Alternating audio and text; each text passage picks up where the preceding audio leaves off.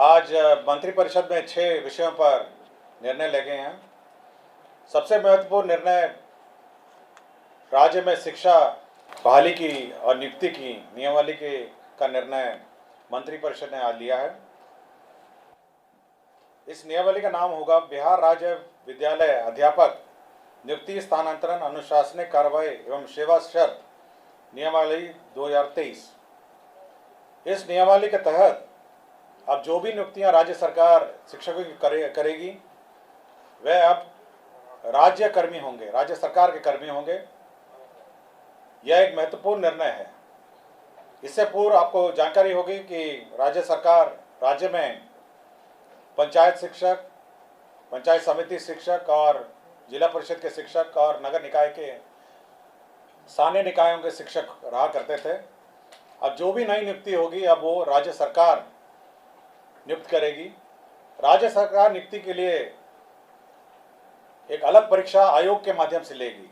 तो एक आयोग जो राज्य सरकार निर्धारित करेगी, हो सकता है बीपीएससी, हो सकता है कोई भी आयोग जो है जो निर्धारित करेगी, उसके माध्यम से राज्य सरकार परीक्षा लेगी और परीक्षा के माध्यम से ही अब नियुक्तियां होंगी।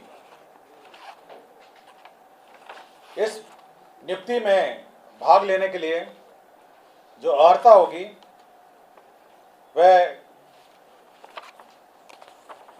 मैं पढ़ देता हूं। इसकी नियुक्ति की जो अनिवार्य अर्हता है, भारत के नागरिक हों और बिहार राज्य के स्थायी निवासी होना चाहिए, ये पहली अर्हता होगी। विद्यालय अध्यापक के पद पर नियुक्ति हेतु राष्ट्रीय अध्यापक शिक्षा परिषद द्वारा समय समय पर निर्धारित शैक्षणिक एवं प्रशासनिक योग्यता धारित करते हों एवं विशेष विद्यालय अध्यापक के लिए अर्हता भारतीय पुनर्वास परिषद के अनुरूप अनिवार्य होगा। तो ये महत्वपूर्ण एक अनिवार्यता है। राज्य सरकार एवं केंद्र सरकार द्वारा समय समय पर आहूत शिक्षा पात्रता परीक्षा में उत्तीर्ण हो, परंतु वर्ष 2012 से पूर्व नियुक्त एवं कार्यरत शिक्षक जो दक्षता परीक्षा उत्तीर्ण होंगे के लिए शिक्षक पात्रता परीक्षा में उत्तीर्ण अनिवार्य नहीं होगा। विषय विशेष के लिए अलग से विशेष अर्हता का निर्धारण विभाग द्वारा समय समय पर किया जाएगा।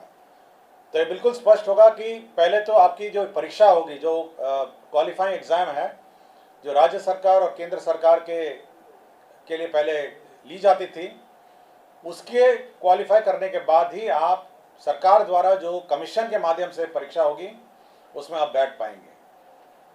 तो पहला एक एग्ज़ाम जो सभी ने लिखा है, चाहे वो टीईटी हो और अन्य जो शिक्षा परीक्षाएं हैं, उसको क्वालिफाई करने के बाद आप राज्य सरकार के कमीशन द्वारा जो सरकार जो कमीशन निर्धारित करेगी उसके माध्यम से जो परीक्षा ली जाएगी तो बहाली उसके माध्यम से होगी।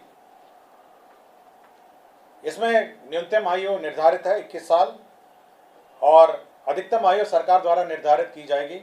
जो सरकारी नौकरी में अधिकतम आयु है वह होगी, लेकिन जो 10 साल की नियुक्ति वर्ष का जो छूट होगा, इस नियमावली के प्रवृत्त होने के पश्चात नियुक्ति के प्रथम संव्यवहार में अधिकतम आयु सीमा में 10 वर्ष की छूट दे होगी।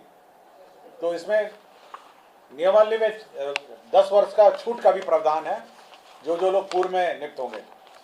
इसमें यह खासियत यह है कि इस परीक्षा में जो अभी वर्तमान में जिसको आप कहते हैं 7वें चरण या अन्य चरण जो हैं, वो लोग भी बैठेंगे, परीक्षा लिखेंगे।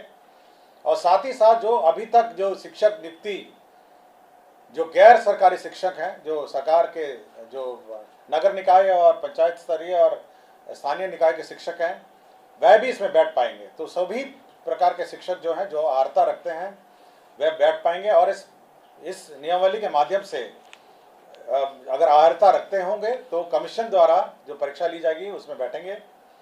सभी जो कैंडिडेट्स हैं जो इस परीक्षा में लिखेंगे उनको 3 मौका दिया जाएगा। तो 3 बार लिख सकेंगे और 3 मौके के बाद वह नहीं लिख सकेंगे। जहाँ तक रिजर्वेशन की बात है, सारा राज्य सरकार द्वारा निर्धारित आरक्षण रोस्टर का पालन किया जाएगा। और लेकिन साथ ही साथ जो आरक्षण है प्राथमिक एवं मध्य विद्यालय के मूल कोटि एवं स्थानक कोटि के विद्यालय प्रधानाध्यापक के पद पर प्रत्येक विषय में न्यूनतम 50% महिला अभ्यर्थियों की नियुक्ति की जाएगी। जो वर्तमान में शिक्षा में जो आरक्षण लागू है वह यथावत रहेगा, किंतु अन्य जो महिलाओं को छोड़ के अन्य जो राज्य सरकार का जो आरक्षण का नियम है वह लागू होगा।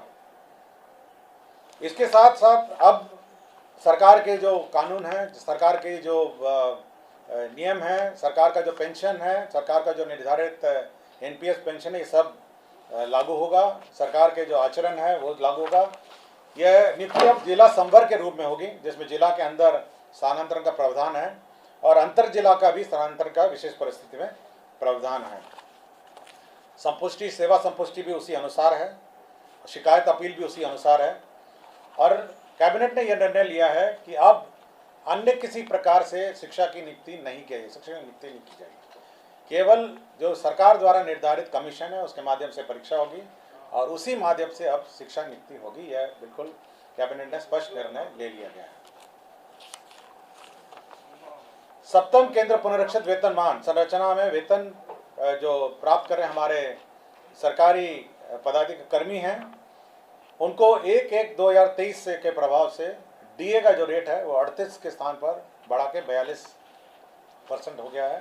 राज्य सरकार को इस बढ़ोतरी में 1690 करोड़ का अधिक व्यय होगा, तो 38 के स्थान पर अब 42% डीए होगा। राज्य सरकार ने अपना जो कंटिजेंसी फंड है उसको 350 करोड़ से बढ़ा के 10,000 करोड़ कर लिया गया है। आपको जानकारी होगी, समय समय पे हम लोग कंटिजेंसी फंड से निकासी करते हैं, तो अब ये लिमिट 10,000 करोड़ का होगा, जिसमें आधा प्रतिशत जो 50% होता है वो आपदा के लिए सुरक्षित रखा जाता है। पटना जिला अंतर्गत जो वाल्मीकि का परिसर है उसमें 6.5 एकड़ जो ज़मीन है वह वर्तमान में भारतीय कृषि अनुसंधान परिषद को आवंटित है।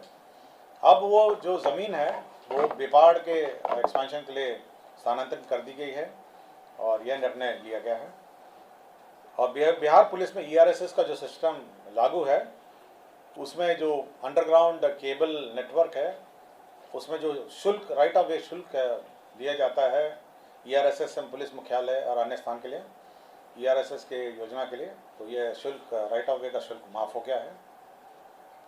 और एक पद सृजन का है जिसमें राज्य योजना मद में ग्रामीण विकास विभाग के अंतर्गत जवाहर ग्राम स्वरोजगार योजना के अंतर्गत सृजित जो 102 पद थे उसमें 53 पद अब स्थापना में प्रतिबद्ध परमानेंट पद हो जाएंगे और 39 पद है उसको सरेंडर कर दिया गया।